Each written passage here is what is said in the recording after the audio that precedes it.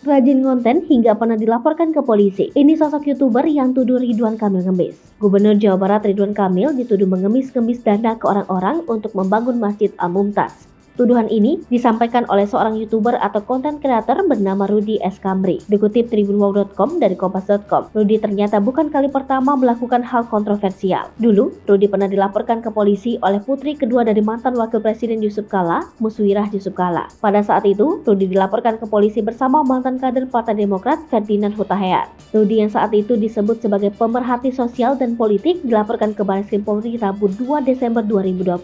Ia dilaporkan atas dugaan pencemaran nama baik atas unggahan di media sosial. Saat itu, Rudy dilaporkan atas cuitan si Caprin yang ditafsirkan sebagai JK. Selain itu, Rudy juga pernah tampil di layar kaca Kompas TV pada 26 Maret 2022 silam, membahas soal masalah minyak goreng. Kala itu, Rudy yang berstatus sebagai Direktur Lembaga Kajian Anak Bangsa mengaku kecewa terhadap sikap DPR saat berhadapan dengan Menteri Perdagangan. Di kanal YouTube miliknya yakni Kanal Anak Bangsa, Rudy kerap membuat konten membahas isu-isu politik hingga kasus hukum. Beberapa konten yang dibuat oleh Rudy diantaranya adalah membahas kasus penembakan di rumah singgah Irjen Sambo. Kemudian, Rudy juga membahas soal kasus meme stupa yang menjerat mantan Menpora Roy Suryo. Rudy juga beberapa kali membuat konten yang berisi kritik terhadap Gubernur DKI Jakarta Anies Baswedan. Sebelumnya diberitakan, YouTuber Kanal Anak Bangsa TV menuding Ridwan Kamil mengemis ke orang-orang demi membangun Masjid Al-Mumtaz. Dikutip tribunwow.com dari Instagram Ridwan Kamil. Tuduhan dari Rudy ini langsung dibantah oleh Ridwan Kamil. Ridwan Kamil memberikan sederet bantahan terhadap tudingan Rudy. Bantahan yang diberikan oleh Ridwan Kamil menjawab mulai dari tudingan mengemis hingga masjid dibangun untuk Eril.